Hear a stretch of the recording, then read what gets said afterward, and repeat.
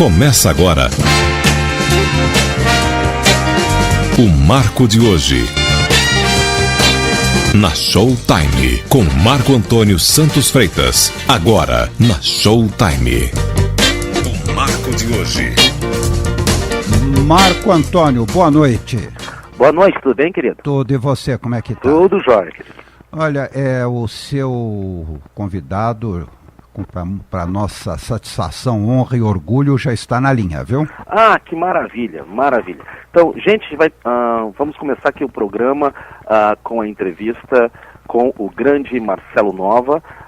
É uma honra, eu conheci o trabalho dele, minha intro, ele foi lá por 1983, depois eles estouraram pelo Brasil e é uma pessoa assim que se mantém íntegro nos pensamentos, no tipo de música que faz, e é uma honra a gente estar aqui falando com ele, líder do Caminhos de Vênus, também uma carreira solo brilhante, e a gente tem muito que conversar. Vamos dar as boas-vindas então. Marcelo, tudo bem? Como vai? Tudo bem, Marcelo. Querido, vamos começar então meio pelo começo, tá? Fala um pouquinho como é que foi a tua infância. Isso aqui não é divã, mas eu gostaria de saber, assim, se a tua família era uma família muito musical, assim, que curtia muito música. Como é que era isso, assim, antes de tu ser introduzido, digamos assim, ser apresentado ao rock and roll, que eu imagino tenha sido basicamente o rock and roll nacional, tenha sido, entre aspas, pelas mãos do Raulzito e as Panteras, né, que era o Raul Seixas. Fala um pouquinho da tua infância, as influências musicais quando tu estavas, antes de tu ser adolescente. O primeiro disco que eu pus as mãos e que eu posso dizer que era meu mesmo foi um disco de Little Richard. Uhum. Eu era um garoto, tinha, sei lá, 10 anos por aí.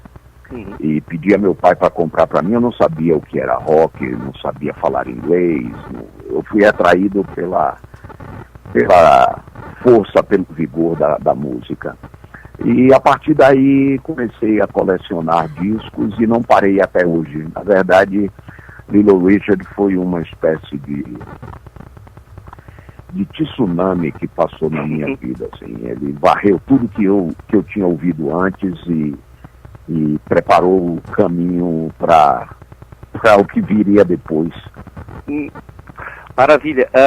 O teu som, né, eu ia até citar, tem uma influência direta do rockabilly, tu já gravaste bastante rockabilly também, né, que basicamente o rock and roll, assim, o básico do rock and roll que misturava country music com rhythm and blues, pegadas fortes, esses riffs de guitarra e aquela bateria que a gente poderia até dizer assim, bateria de garagem, digamos assim, né, essa atitude de Chuck Berry, eu ia te perguntar do Chuck Berry, se citaste o Little Richard, que tem um link direto com o punk dos anos 70 e da virada dos anos 80, né, quando a gente pensa em sei lá, rockabilly, a gente pode pensar, sei lá, Johnny Burnett, Carl Perkins, Gene Vincent, né, tudo, por sinal, cantores que a gente já tocou aqui no programa, e eu só queria te dizer, assim, que eu achava, tá, que eu tinha sido apresentado ao teu trabalho em 81, eu achava que era num programa da Globo chamado Geração 80, apresentado pelo Cadu Moliterno, mas na verdade foi num programa que saiu que era um programa, vê se te lembra, chamado Cometa Loucura. Se lembra disso ou não? Rapaz, eu não lembro mais dessas coisas, não. Os anos 80 passaram muito rápido para mim. Não, essa aqui é que a minha apresentação foi assim, eu tinha um disco de um programa apresentado por Lauro Corona, olha só, na Globo, acho que era nos domingos, uma espécie de Globo de Ouro virado para os jovens, mas bem pasteurizado. E na trilha sonora ali, era uma seleção de canções de bandas que já tinham se apresentado no programa. E a canção de vocês, no caso, né, do teu grupo, era Meu Primo Zé. Então tem aquela parte que fala, né, eu tenho um primo chamado Zé, queria ser como ele é, sempre gentil e arrumado, ele é muito bem relacionado, ele encontrou a felicidade frequentando a alta sociedade. Eu adoro esse trecho e tá super moderno ainda.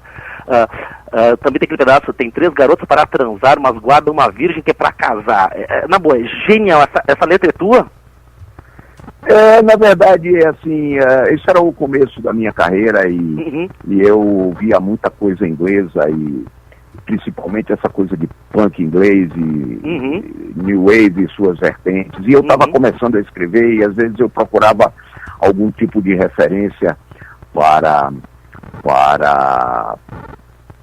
esboçar os meus primeiros textos, e às vezes eu pegava coisas que eu ouvia de uma banda aqui, uma banda ali, e meu primo Zé acabou surgindo de uma canção de uma banda que eu ouvia, chamada Undertones, e eu vi o show deles em Nova York em 1980. Qual é o nome da banda que eu não ouvi, desculpa? Undertones. Undertones, E meu primo Zé foi uma das bem primeiras tentativas minhas de escrever alguma coisa. Hoje eu inclusive, já tem muitos anos que eu parei de tocá-la, porque meu primo Zé era muito interessante, porque éramos todos muito jovens e fazia sentido cantar uma letra assim, mas na verdade a minha mãe já morreu faz muito tempo, meu primo Zé morreu de câncer há mais de 20 anos, então essas coisas têm às vezes você escreve canções que são datadas. Meu primo Zé é uma canção datada, ela remete exclusivamente, diretamente a uma época em que eu era muito jovem, as pessoas que ouviam também eram muito jovens, mas é preciso ter noção de passagem de tempo para nós não ficarmos com esse saudosismo vulgar e barato, achando que tempo bom era aquele que passou. Não. Se a sua vida está boa, a vida, o tempo é bom. Se a sua vida hoje é uma porcaria, você vai lembrar dos anos 80 com saudade. Não é definitivamente o meu caso. Os anos 80, na verdade, foram apenas o início da minha carreira. Foi muito bom, foi fundamental. Através do trabalho que eu fiz nos anos 80, eu me tornei um artista conhecido no Brasil. Mas essa coisa de ficar apegado ao que passou, definitivamente não faz parte. A minha vida, aos 66 anos, continua intensa, continua produtiva, eu faço o que eu gosto, da maneira que eu quero, do jeito que eu quero. Então, cada momento é um momento, cada período da sua vida, você não pode aos 60 querer pousar de gatinho, porque senão você fica ridículo. E ao mesmo tempo, quando você é menino, você é meio bundão.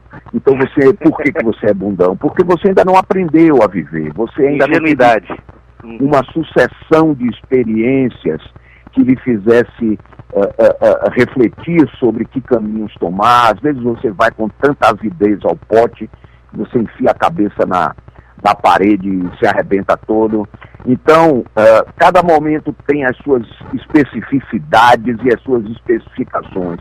Eu procuro, né, porque eu não estou muito longe de ser perfeito, mas procuro viver a minha vida à medida em que as coisas vão surgindo e vão se apresentando. Não tenho saudades de absolutamente nada, porque vivi cada período da minha vida como agora, com muita intensidade. Não sinto saudade de nada, não.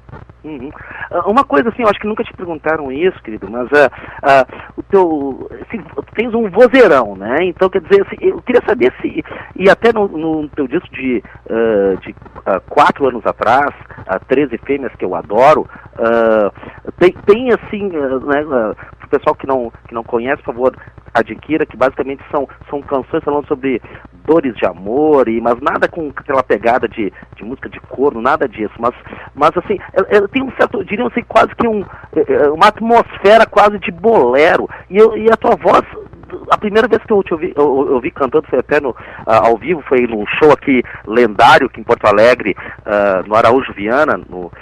Eu me lembro que quando eu ouvi cantando o Silvia Piranha ali, a tua impostação, na mesma hora eu pensei em Nelson Gonçalves. Tem alguma coisa que tu ouvias, Nelson Gonçalves, ou nada a ver, e eu tô pirando aqui? Nelson Gonçalves foi um cantor de uma personalidade vocal impressionante. Aliás, hoje, já que você citou Nelson, olhando ao redor, eu não vejo nenhum cantor no Brasil que tenha aquela performance absolutamente inconfundível. E aí, mais uma vez, eu vou ter que abrir aspas, porque abrir parênteses, porque aquela época, bolero que você citou, e que virou uma coisa, com o passar do tempo, virou uma coisa brega ou cafona. bolero naquela época era uma época romântica, os anos 40 e os anos 50. Eu não estava lá nos anos 40, mas é um período que eu não havia nascido, mas é um período que me fascina muito, por várias razões. Seria muito longo explaná-las aqui agora, mas o mundo, para mim, começou quando eu comecei a ler sobre o que havia acontecido antes, muito antes de mim. Eu precisava disso para poder entender onde eu tinha chegado, como eu tinha chegado, quem eu sou, né, de onde eu vim.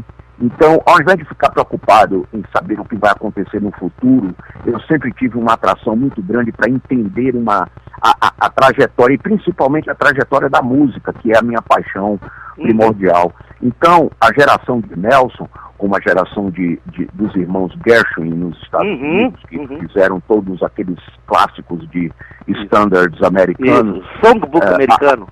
A linguagem que eles usavam era uma linguagem romântica, essencialmente romântica, porque eles estavam vivendo um período pós-guerra. Havia uma necessidade da própria sociedade americana de ter esperança, de ter alegria outra vez. Muita gente, muita garotada, muitos garotos que foram para a guerra não voltaram, outros voltaram aleijados, enfim, foi um período difícil. Então era necessário, talvez até também inconscientemente, incorporar esses elementos na canção.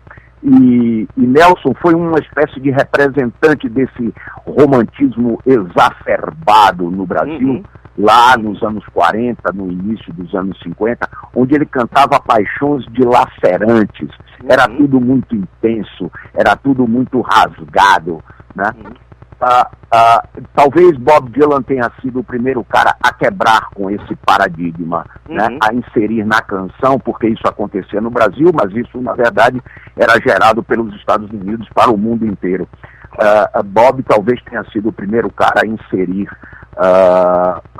não só o amor, a paixão, o ciúme, a discórdia e a desavença do casal, ou do homem ou da mulher, enfim, mas também inserir elementos que falassem de política, de poder, de guerra, a partir dele, qualquer tema passou a caber numa canção. Né? Ele foi o cara que pegou um pouco de Woody Guthrie e tentou pegar aquela coisa do protesto das classes trabalhadoras, e ele foi além. Ele foi tão além que tentaram crucificá-lo por isso. Você já não é mais aquele cantor que cantava, que era a voz de uma geração, que era contestador, que bradava contra as injustiças sociais. E aí, quando ele percebeu que esse discurso estava virando político, coisa que ele nunca foi, ele se desviou disso completamente. Né? Então, acho que é isso. E queria dizer uma coisa, consegues ver... desculpa, às vezes eu vou ter que ficar tocando um pouco no passado também, mas estou querendo fazer uma referência com a relação que a gente tem com o presente, tá? Consegues ver, por exemplo, se hoje surgisse... se a banda Camisa de Vênus surgisse hoje, achas que essas patrulhas do politicamente correto teriam podado vocês já na raiz? Eu acredito que sim. Hoje o mundo é muito mais careta do que era nos anos 80, sem dúvida nenhuma. Neocaretismo. Sem dúvida nenhuma. O mundo não só é careta, como se tornou pequeno, né? Apesar de todas essas redes de comunicação, apesar de toda a globalização, apesar de todos os satélites que estão espalhados ao redor do nosso planeta, para que possamos nos comunicar com o próximo com mais agilidade, com mais facilidade, com mais ligeireza.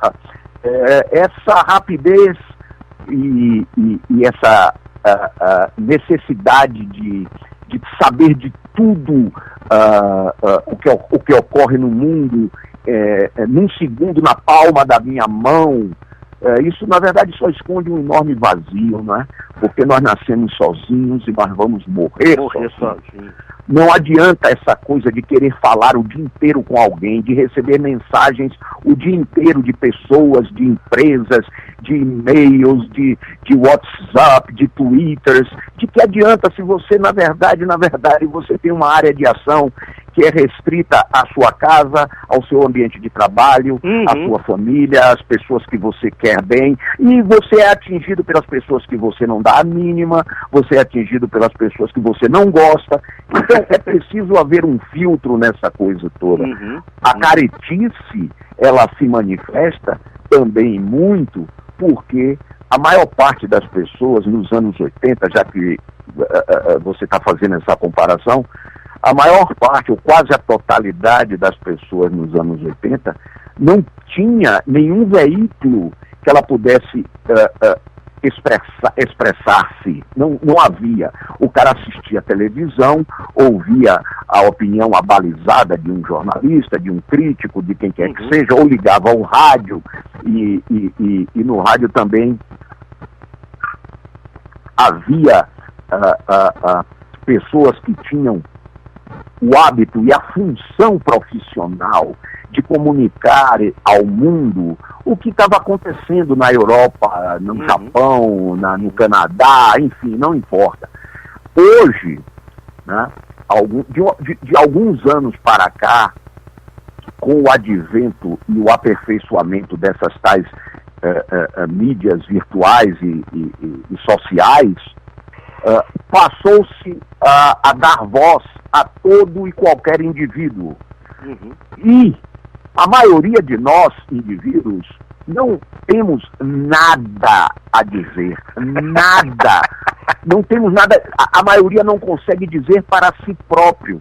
Quanto mais para emitir uma opinião que vale a pena ser levada em consideração num meio onde todo mundo fala por instinto, né? Não existe reflexão na internet. É um jogo de futebol, né? Onde eu sou a favor e você é contra, ou vice-versa. Então fica essa coisa constrangedora, né? Essa coisa boba, tola, né? Qualquer lugar que você vai, você encontra alguém com um celular tirando foto num shopping center, no meio da rua, em qualquer lugar, no show.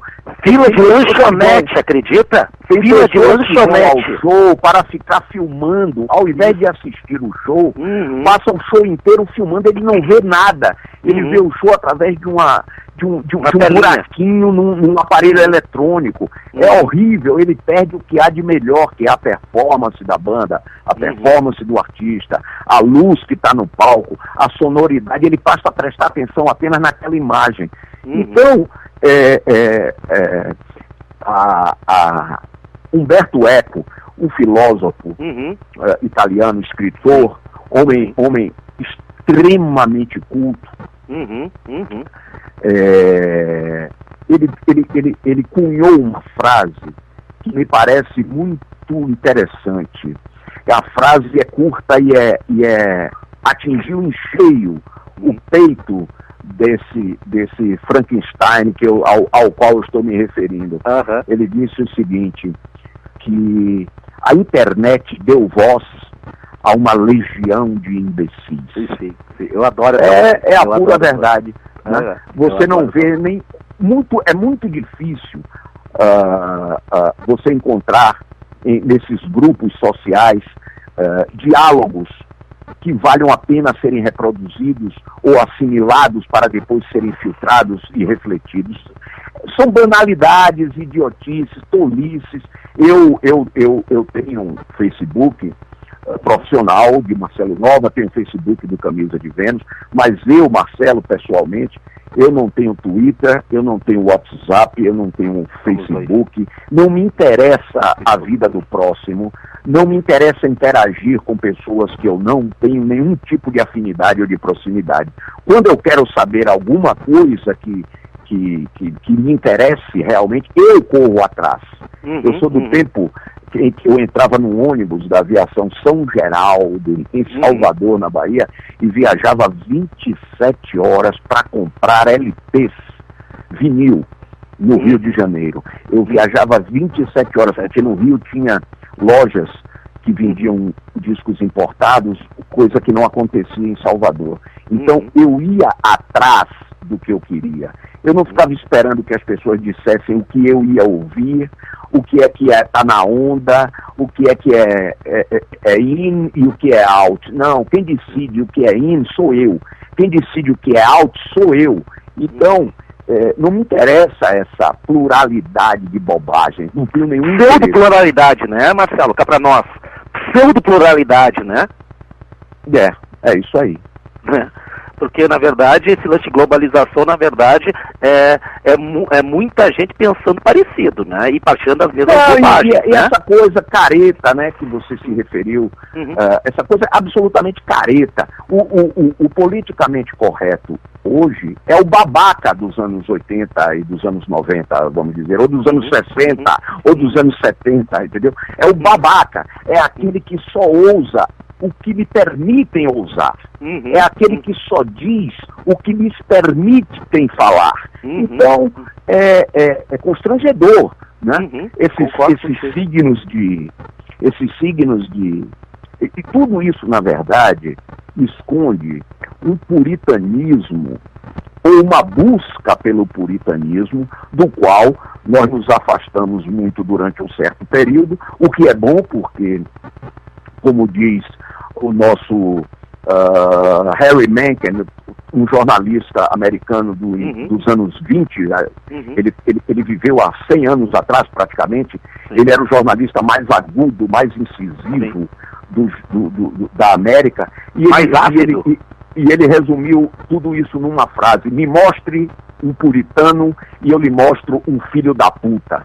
Então, essa onda de puritanismo que está se abatendo sobre o mundo, onde você não pode chamar um preto de preto, por exemplo, é ofensivo. Você chamar um negro de negro, ele é negro. Não adianta a palavra que você vai usar para defini-lo. Ele é negro. Um negro nos Estados Unidos hoje tem que ser chamado de afro-americano. Isso. Você falar nigger é chutado. Não, nigger já é um termo pejorativo. Nigger já é como se fosse crioulo. Não é nem crioulo, é mais agressivo do que crioulo. Porque crioulo, na verdade, é uma miscigenação racial. Não existe esse termo. Não, é que o nigger era muito usado por próprios negros, né, nos Estados Unidos, para se referenciar. E hoje em dia nem eles podem mais se referenciar. Mas isso era entre eles. Não, branco nunca... quando se chamava nigger, chamava para ofender mesmo. A questão é que o politicamente correto resolveu colocar essa palavra negro, que é diferente de nigger. Nigger é pejorativo, era uma coisa que vinha da Ku Klux Klan para ofender aos negros. O negro é a definição real da condição epidérmica. Sim, ele é negroide, né? Ele nasceu negro. Claro.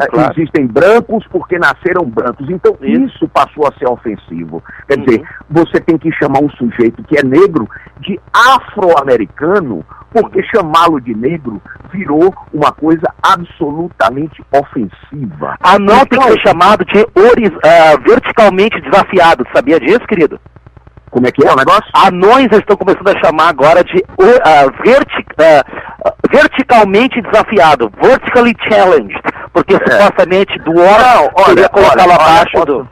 Posso te dizer o seguinte: o meu pai, Dr. Fernando Nova, ele era fisiatra e ele fundou em Salvador um centro de reabilitação para crianças com paralisia infantil, com paralisia cerebral.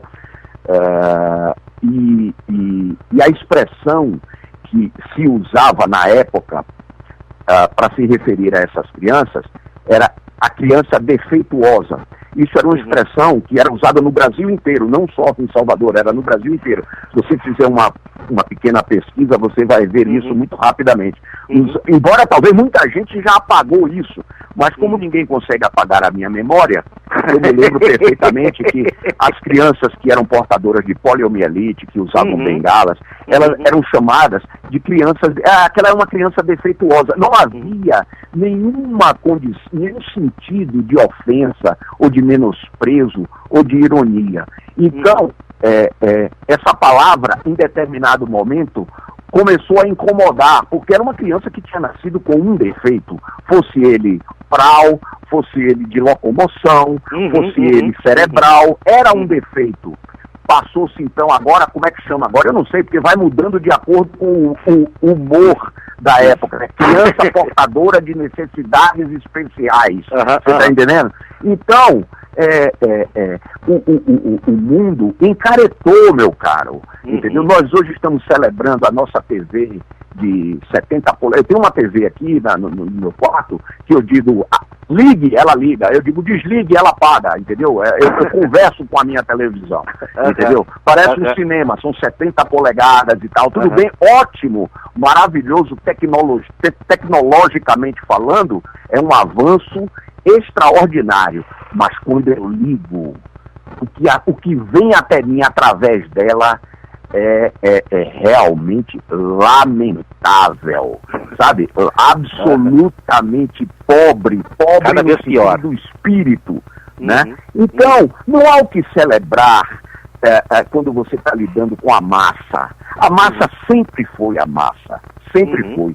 Só que agora ela acha que ela é importante. Antes ela, por falta de condição, até tecnológica, ela não tinha essa facilidade de se expressar. Então ela ficava na dela.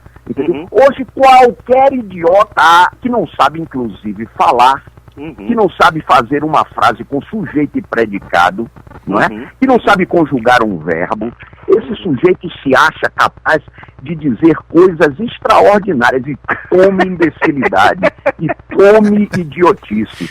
Então, é o que temos, entendeu?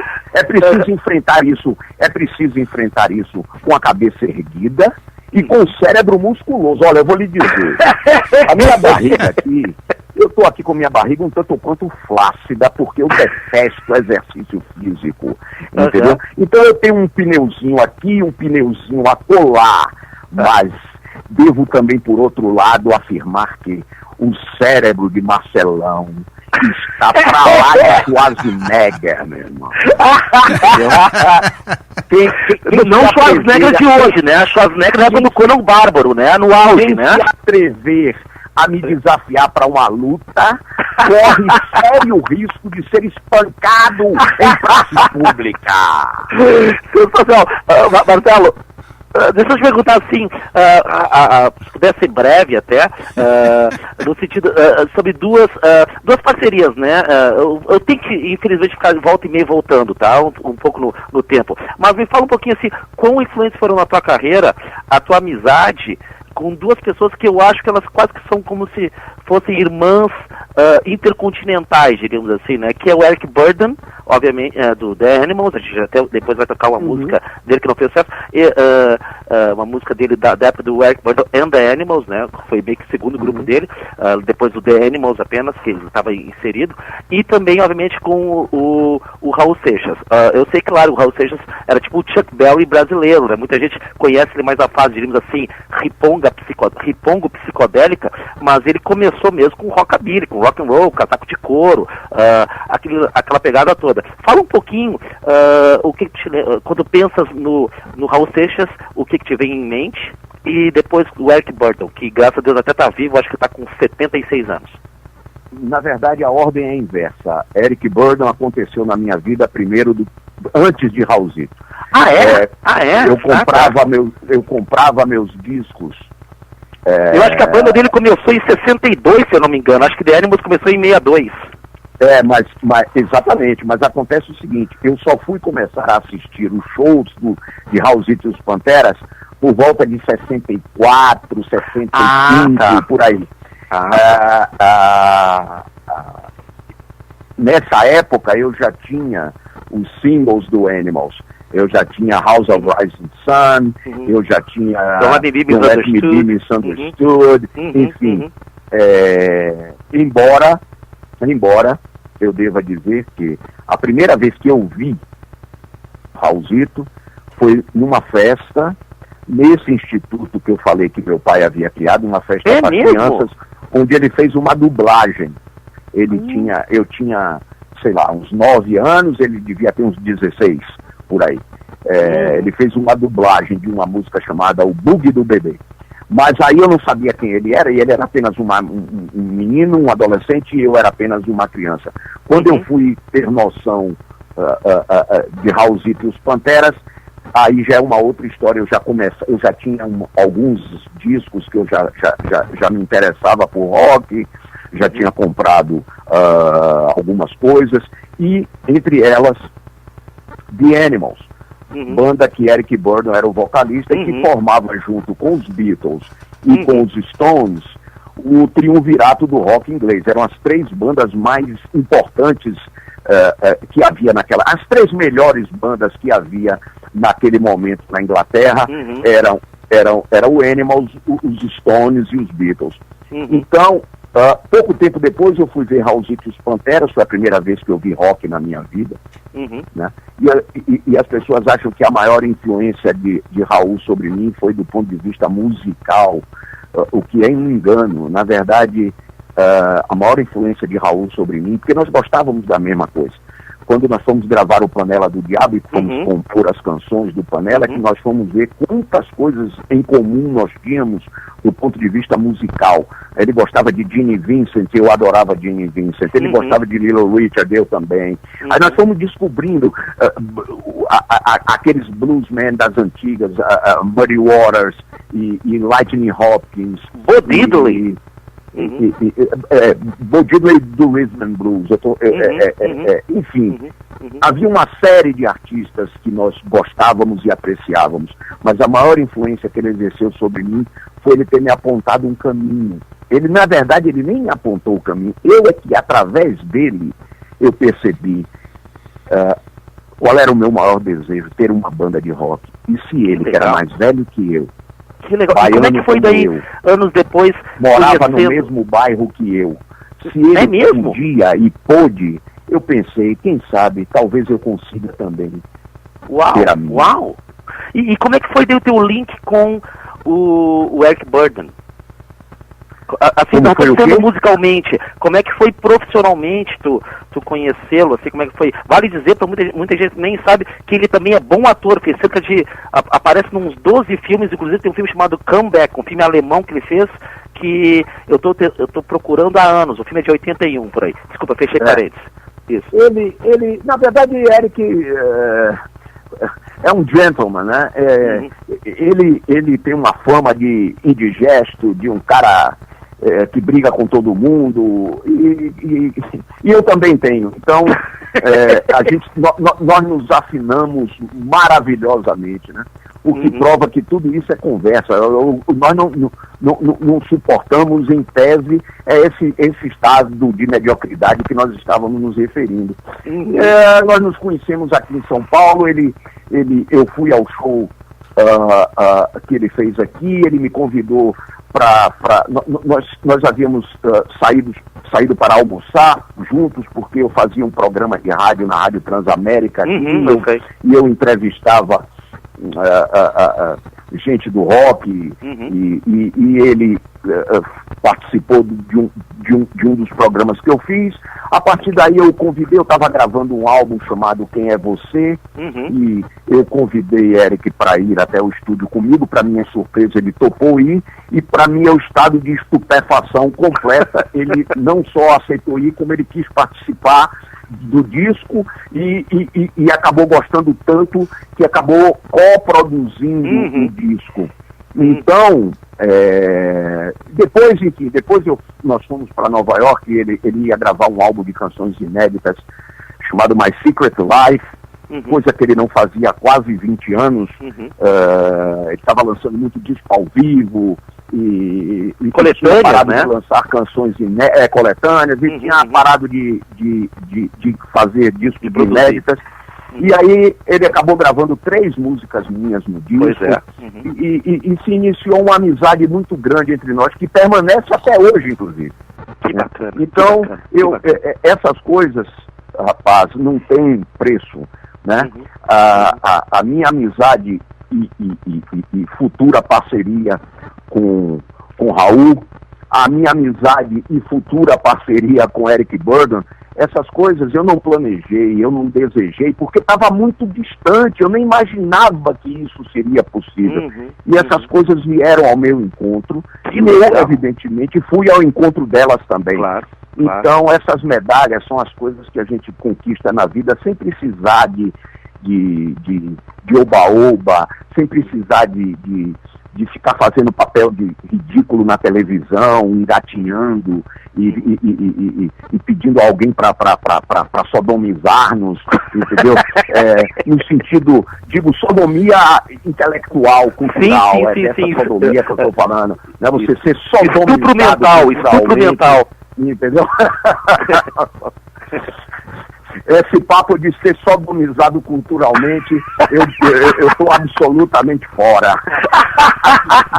Até porque aqui a gente não é fiscal de cu, né? Oh, boy. E me diz uma coisa, Marcelo, como é que tu fazes, já que o rock and roll está obviamente muito conectado com a ideia de rebeldia, e a sua raiz está no lance da juventude. Como é que tu fazes, já que você está que tu não é uma pessoa assim que prima pelo saudosismo exacerbado, como é que tu faz para manter essa atitude, diríamos assim, rock and roll, tá, na tua vida e principalmente na tua vida profissional, sem parecer ridículo?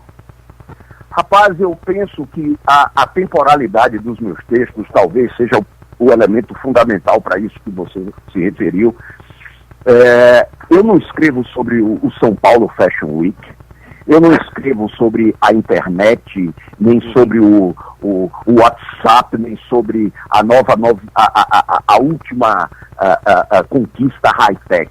Na verdade, os temas das minhas canções são os mesmos que o meu tataravô se debruçava, e que, acredito eu, daqui a 500 anos, se ainda existir planeta, o homem continuará se debruçando, porque são questões profundas no sentido de que elas nascem conosco, né? Eu escrevo sobre paixão, eu escrevo sobre ódio, eu escrevo sobre ciúme, eu escrevo sobre conquistas, eu escrevo sobre coragem, eu escrevo sobre covardia, eu escrevo sobre sentimentos que estão atrelados à alma humana, né? Então, talvez esse seja o principal motivo para que eu não precise ficar cantando meu primo Zé, por exemplo, já que foi citada antes, eu não preciso ficar cantando meu primo Zé já como um homem sexagenário. Eu tenho outra percepção, eu tenho outras ideias, eu tenho que ser... eu não posso deixar de falar com a molecada, e, por outro lado, eu tenho que falar com pessoas que envelheceram junto comigo, né? É aí que entra a temporalidade. Se você faz boas canções, independentemente do tema, você consegue se fazer entender por um menino de 20 e por um coroa de 60, sem dificuldade. Eu procuro me atrelar a isso. Você citou meu álbum 12 Fêmeas, você falou 13, não são 13. Uma você deve ter levado para casa para comer. Desculpa. Foram 12. O disco chama-se 12 Fêmeas. Perdão. É um álbum que... 2013, né? Hein? Acho que é de 2013, né?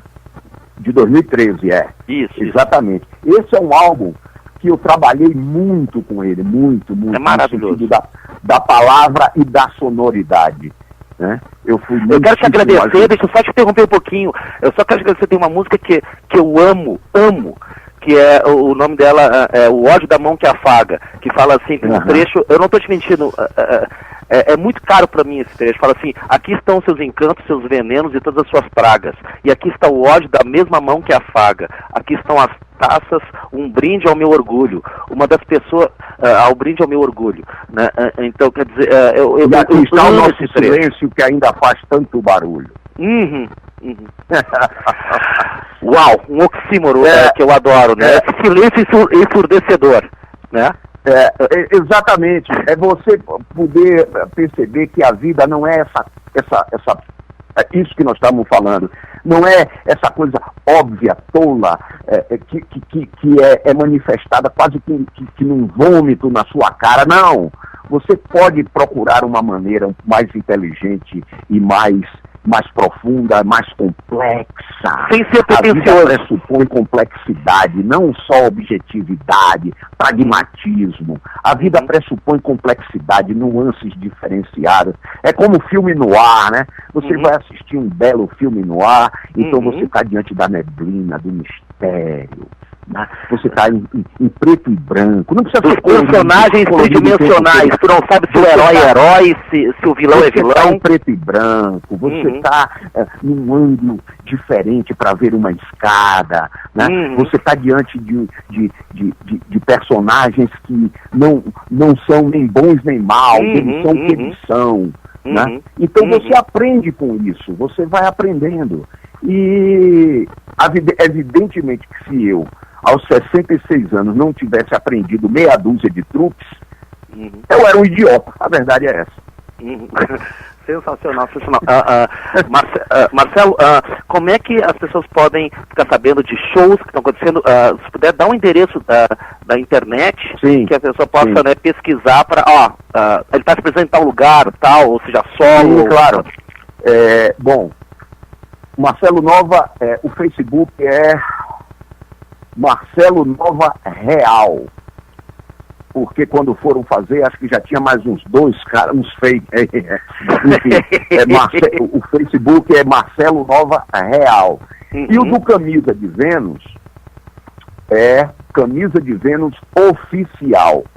Marcelo Nova Real e Camisa de Vênus Oficial. Até rima. Lá você encontra, as pessoas encontram matérias e vídeos e onde vai ter show, onde não vai. Maravilha. E basicamente é isso. Vem cá, em que cidade é que vocês estão? Eu estou em Porto Alegre, mas a rádio é em São José dos Campos. Eu estou em São José dos Campos, Marcelo. A rádio é em São José dos Campos. Em São José dos Campos. E o Marco Antônio está lá em Porto Alegre. Isso. E apesar do sotaque, Marcelo, eu sou piauiense, mas sou criado aqui em Porto Alegre. É quase que uma suruba geográfica, né? Um baiano que mora em São Paulo com um gaúcho de São José do Rio. Isso, um lance meio romanesco, assim, é uma putaria organizada. É uma putaria organizada. Então, acredito eu que mais uns 20 dias deva estar saindo um livro que se chama Marcelo Nova, O Galope do Tempo, Conversas com André Barcinski. André é um jornalista do primeiro time, e durante 4 anos ele conversou, nós conversamos sobre os mais variados assuntos, e agora isso vai sair num formato de livro daqui a mais umas 2 semanas. Já está em pré-venda em algumas livrarias, mas acredito legal que avisar. E é legal que tem um disco também que tem galope no título. O Galope do Tempo é o nome do disco e é o nome do livro. O Galope do Tempo é um disco que eu fiz em 2005. 2005, eu ia dizer 2004 ou 2005, isso. E que é um disco que eu considero muito relevante na minha carreira. Como é que é? Não ouvi, desculpa. O Galope do Tempo é um disco que eu considero muito relevante na minha carreira. Tem até uma arte pré-histórica na capa, eu me lembro. Isso, é ele, exatamente, é ele mesmo. Querido, muito obrigado pelo teu tempo, tá? Amanhã vai estar disponibilizado no Foi boa e foi divertida. Tá, querido, amanhã vai estar disponibilizado no SoundCloud a gravação do nosso papo. Eu entro em contato contigo e te mando o link da gravação do nosso papo, tá bom? Eu gostaria, sim. Querido, de novo, muito obrigado, tá? Muito obrigado mesmo. A vocês, boa sorte aí e mete bronca no negócio. Eu não falei nada porque eu estava absolutamente encantado com a conversa e aprendendo muito. Parabéns a você, viu, o Marcelo, e parabéns ao Marco Antônio que eu trouxe. E saiba que... Valeu de novo, Marcelo. Obrigado, querido, tá? Que aqui na Showtime, como nós tocamos só flashback, você está na nossa programação musical também, viu? Pois muito bem, espero continuar tocando. Vai continuar muito tempo. Grande abraço. Um grande abraço, grande, obrigado, gente. Tchau, querido. Fantástico, hein, meu amigo? Fantástico, maravilha. fantástico, Pessoa completamente sã, né? Sabe o que está falando. Não, ele é um cara fantástico. fantástico. Fala o que pensa sem ter que ficar fazendo rodeio aqui e ali. Então, vamos então para nossa... começar nos anos 50. Anos 50, nossa arqueologia musical. Eu não era nem nascido ainda, mas o Marco Antônio já era. Vai...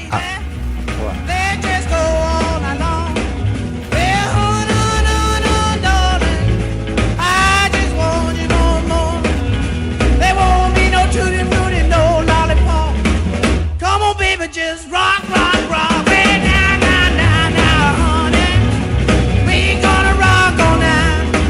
Well, baby, baby, baby, we just rock and go fine. Run, run, run, darling. Ooh, my head. Grab on in my road and take a suit, yeah. Ain't gonna be around no more. Oh, now, little darling, we just gonna party some more. Well, I love you, darling. Ooh, my head. Now let's go.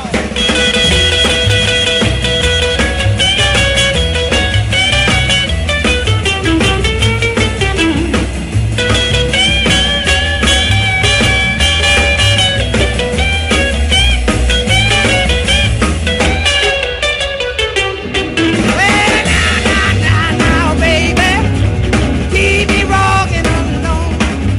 Well, I just need your love, oh, just all night long. Well, now, ooh, my head. All right, well, rock it out. Come on. Pronto, Marco Antônio. Maravilha. Essa canção aí é super pouco conhecida. O nome do cantor é Ricardo Esteban Valenzuela. Nasceu em 41, morreu 3 meses antes de completar a maioridade. É o Richie Valens. Né? Normalmente quando se pensa Richie Valens, normalmente pensa naquela versão dele, uma canção do folclore mexicano, do cancioneiro mexicano, né? La Bamba, obviamente. Sim. Teve 500 mil versões, inclusive no Brasil. E também se pensa no Aldona e outros dois hits.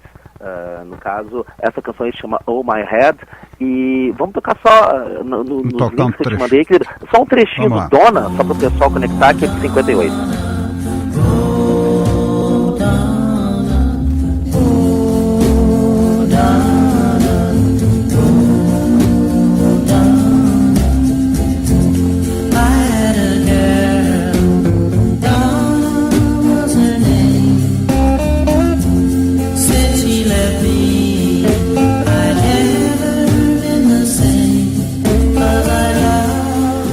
Ele já tinha mudado completamente o estilo e até a voz, né?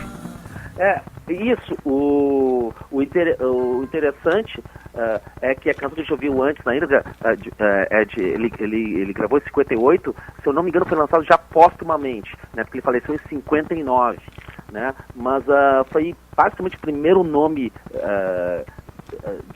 no rock and roll americano de pessoas, filhos de imigrantes, né? Que eram tudo imigrantes do México. No caso, ele nasceu na Califórnia, perto de San Fernando Valley, e faleceu naquele acidente de avião. A gente citou outras vezes outros cantores, né? O Buddy Holly e o Big Bopper, que estavam juntos dele quando caiu o avião.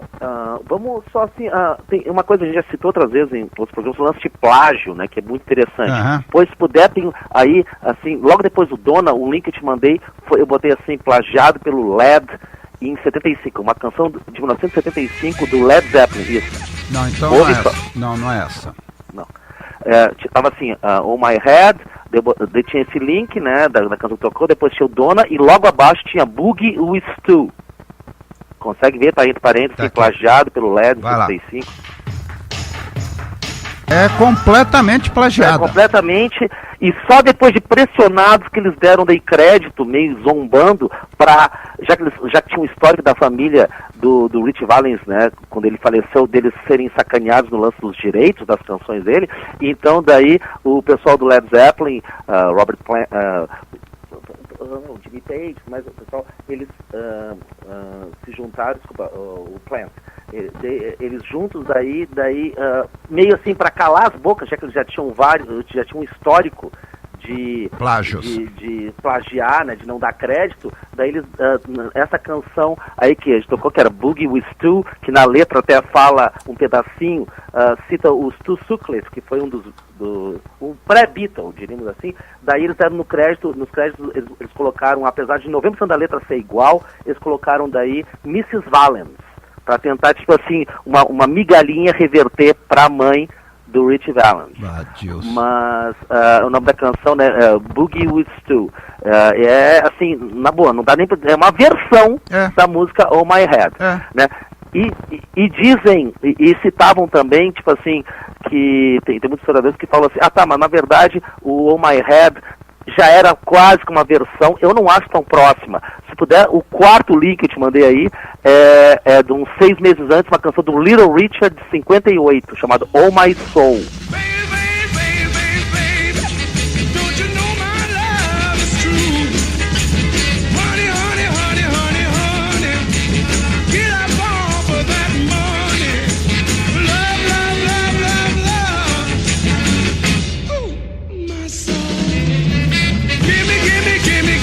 Tem nada a ver.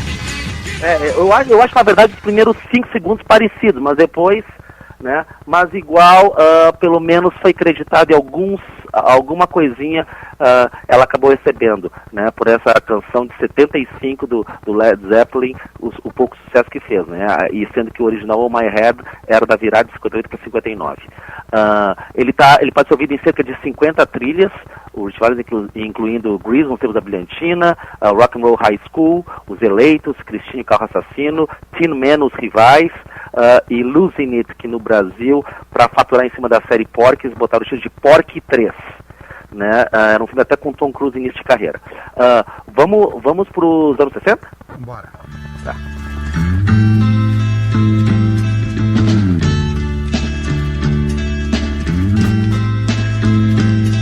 For you, my friend, I'd do anything. Shine your shoes, anything. Lose your blues, make love with you. Take you under my wing.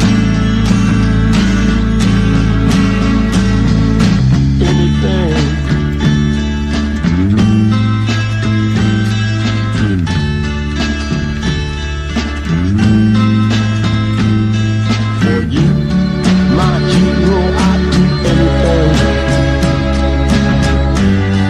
Your picture, anything. Kiss your photograph, even though I know you laugh. Stand beneath your wings. Ooh, anything.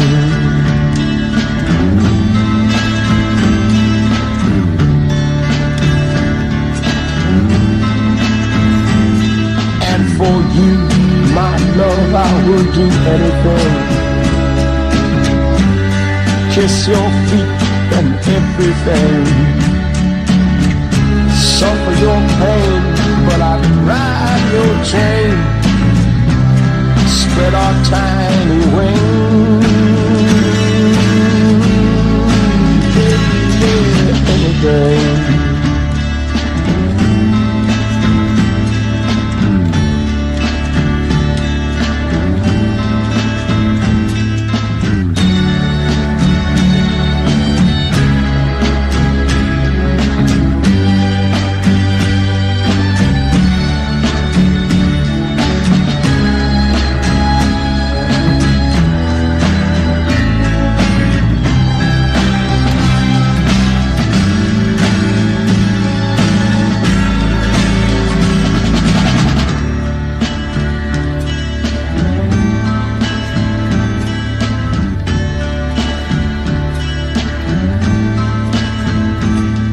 For you, my son, I do everything. Protect your mind in everything. I believe your lies. from your eyes. Spread your tiny wings. Anything, 'cause everything is anything. And everything is anything. And everything is anything. And everything is anything. And everything is anything. Marco Antônio, o Cláudio Arietti mandou um pedido. Né, eu amo essa canção, o nome é Anything, não fez muito sucesso, ela é de 67, quem canta é o Eric Burdon, né, a gente fez um link, né, porque ele também trabalhou com o grande Marcelo, que a gente entrevistou. O Eric Burdon foi líder do grupo The Animals, no caso esse aí com o segundo grupo dele, que ele fez com um dos parceiros do Animals, então o nome era Eric Burdon and the Animals. No caso, um dos maiores sucessos do grupo foi San Francisco Nights, de 67, a gente vai colocar um trechinho, mas eu queria dizer que o Burden foi considerado pela revista Rolling Stone um dos, foi colocado tipo assim, 57, eu não gosto muito dessas, né, essas enquetes assim, mas no caso, uns 20 jornalistas se juntaram lá de rock and roll e consideram ele dos 100 maiores cantores de todos os tempos, colocaram ele no número 57. Né, ele nasceu há 76 anos em Newcastle, que é uma cidade mais ou menos 480 quilômetros de Londres, mega fã de blues, idolatra Louis Armstrong. O grupo da Animals surgiu em 62, depois ele morou na Califórnia, acho lá por 66, fez parte do grupo de Funk War, e ele também já... Ele também, como eu falei antes, ator ocasional, até tem uma participaçãozinha bem rápida também naquele filme que eu nem curto muito, The Doors, com o grande Val Kilmer, dirigido pelo Oliver Stone. Ele pode ser ouvido em trilhas, nas trilhas de filmes como Stranger in the House, que no Brasil era Gerações em Conflito, que é um drama estrelado pela Geraldine Chaplin, o James Mason e o cantor Bobby Darin, um filme que a gente citou há umas 2 semanas, que te odeia, eu e todos os que em 1969, aquele filme com Kiefer Sutherland e Robert Downey Jr., sobre supostamente a era hippie, mas é um filme super artificial, na minha opinião. Joe contra o Vulcão, O Rei da Água, que é com Adam Sandler. E vamos tocar um trechinho do San Francisco Nights. Vamos, olha, Nights, e o Cláudio Arietti manda um pedido aqui para você tentar entrevistar a Penélope Nova, filha do Marcelo. Tá, Penélope. Eu acho uma boa, mas eu preferia esperar ela ter um pouco mais de estrada, porque a gente tenta normalmente pegar gente com um pouco mais de estrada. Mas obrigado pela ideia. Falando sério, obrigado. Vamos lá, Rogério.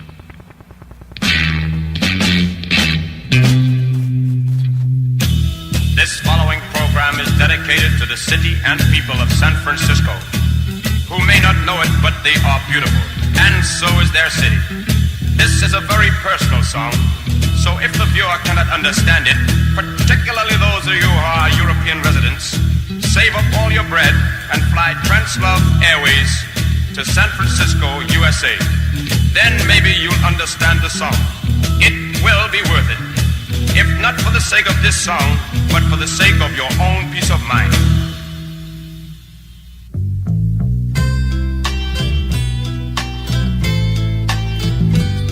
Strobe lights beam, create streams. Walls move, minds do.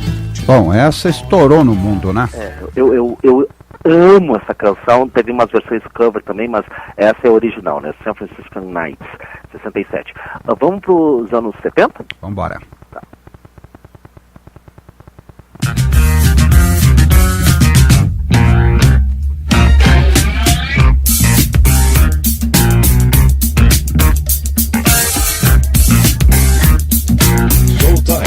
Sempre com você. Taxman came to call. He wants to take my TV. Folks on down the hall keep making faces at me. So many bills to pay. I need a holiday.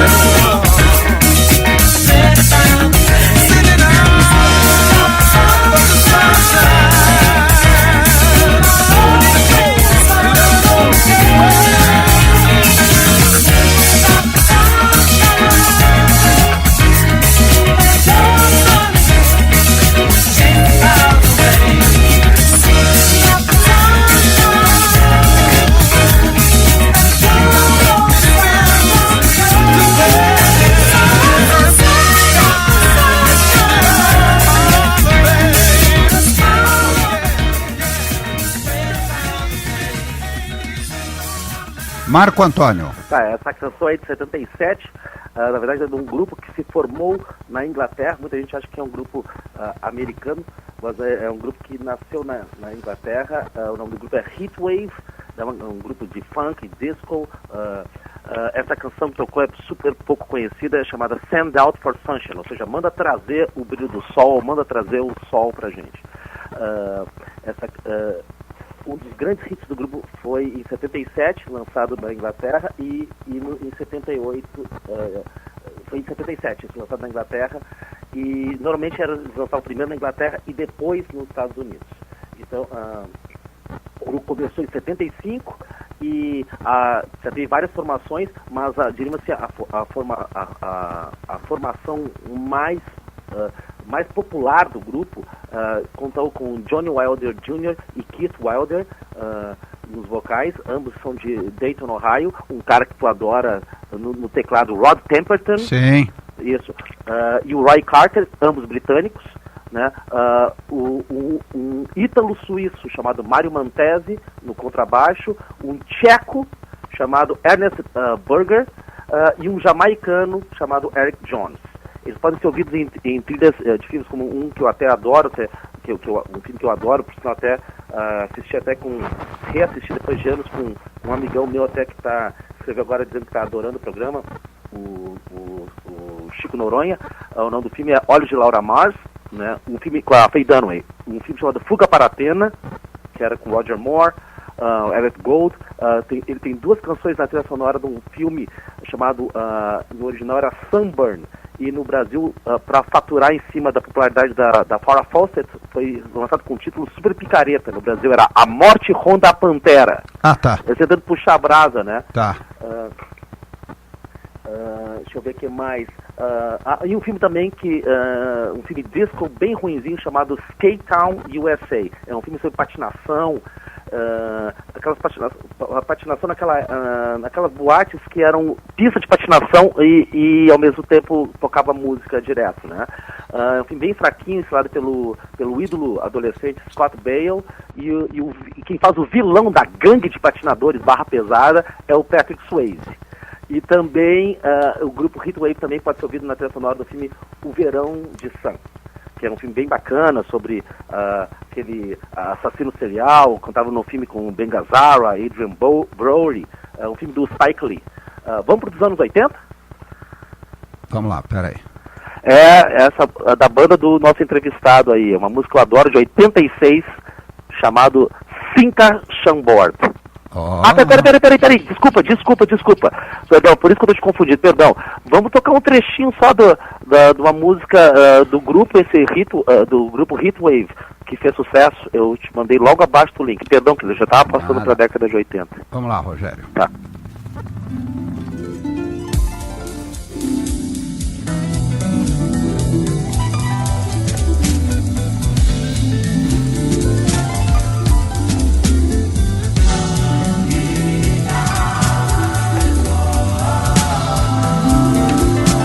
Showtime, para quem tem bom gosto.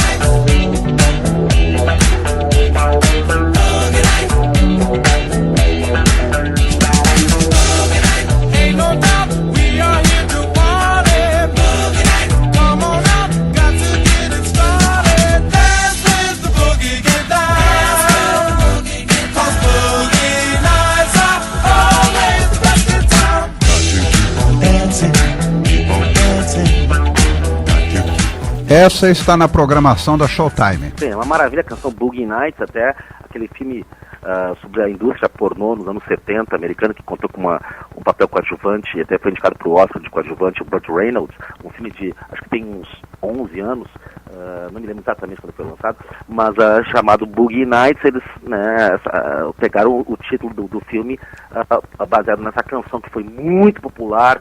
Eu não me lembro agora exatamente se foi 76 ou 77.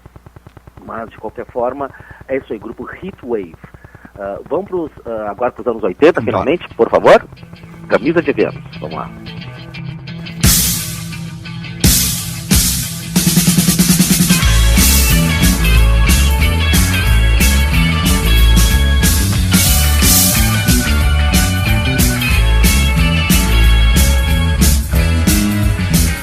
Showtime, mais música pra você. Um dia meu pai chegou em casa nos idos de 63 e da porta ele gritou orgulhoso: agora chegou a nossa vez, eu vou ser o maior. Comprei um Cinca Chambó. O inverno veio impedir o meu namoro no jardim, mas a gente fugia de noite numa fissura que não tinha fim. Na garagem da vovó tinha o banco do Cinca Chambó. Fazendo Cinca Chambó, fazendo Cinca Chambó, fazendo Cinca Chambó, fazendo Cinca Chambó. Meu pai comprou um carro, ele se chama Cinca Chambó.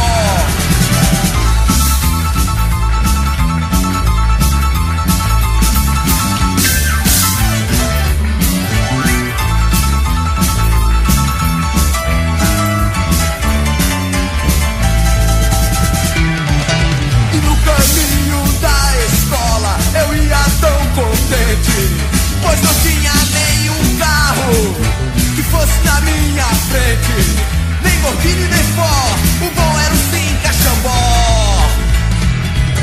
O presidente João Goulart um dia falou na TV que a gente ia ter muita grana pra fazer o que bem entender.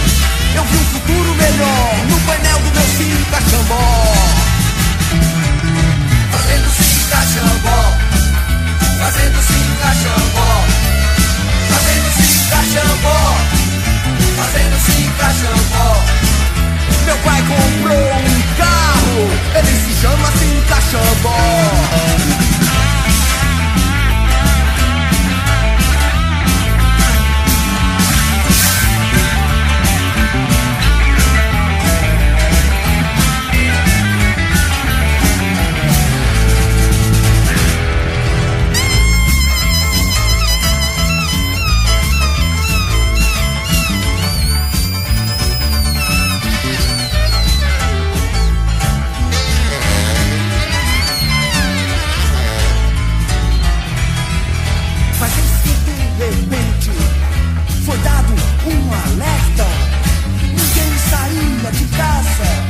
As ruas ficaram desertas, eu me senti tão só dentro do Cinca Chambó. Tudo isso aconteceu há mais de 20 anos. Vieram jipes e tanques que mudaram os nossos planos. Eles fizeram pior, acabaram com o Cinca Chambó. Acabaram com o Cinca Chambó. Acabaram com o Cinca Chambó. Acabaram com o Cinca Chambó. Acabaram com o Cinca Chambó. Eles fizeram pior. Acabaram com o Cinca Chambó. Acabaram com o Cinca Chambó. Eles acabaram com o Cinca Chambó. Eles acabaram com o Cinca Chambó. Acabaram com o Cinca Chambó. Eles fizeram pior. Acabaram com o Cinca Chambó.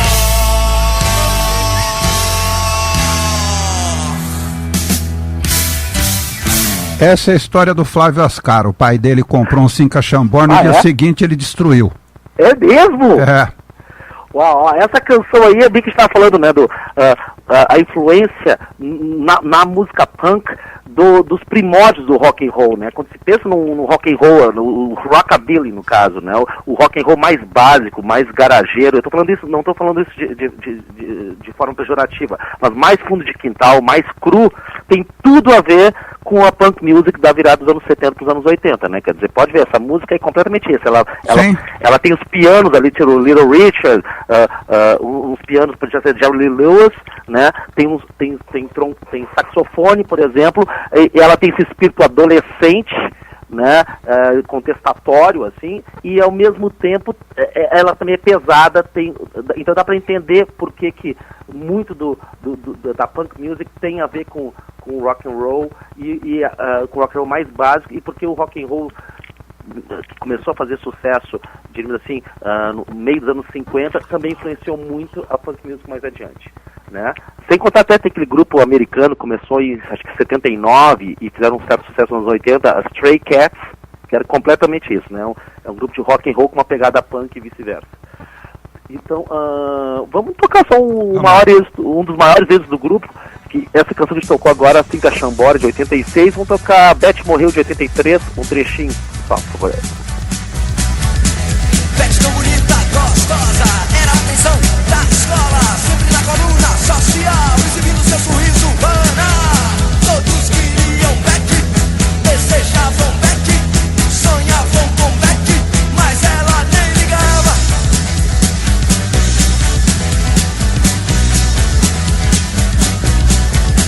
Um dia ela saiu de casa, mas ao dobrar a esquina foi empurrada dentro de um carro para deixar de ser menina. Amordaçaram Beth, espancaram Beth, violentaram Beth, ela nem se mexeu. Beth morreu, Beth morreu. Mataram a Beth, viu? Essa música jamais acho que seria gravada hoje, ainda mais, e não seria nem permitida, porque essa música, deve te lembrar, ela fez parte do mainstream brasileiro dos anos 80, né? Ela foi hit de tocar direto em rádio. Sim. Então, eu quero agradecer o espaço, mais uma vez, e obrigado por deixar passar um pouquinho aqui do... Não se preocupe, não. Tá? E então estamos aí, no sábado de manhã. Sábado de manhã e na participação no programa lá. Na segunda e terça também. Isso, exatamente. Então, obrigado de novo, um grande abraço. E até sábado. Ouvintes, muito obrigado pela força, tá? E até sábado, um abraço. Até mais, querido, um abraço. Tchau.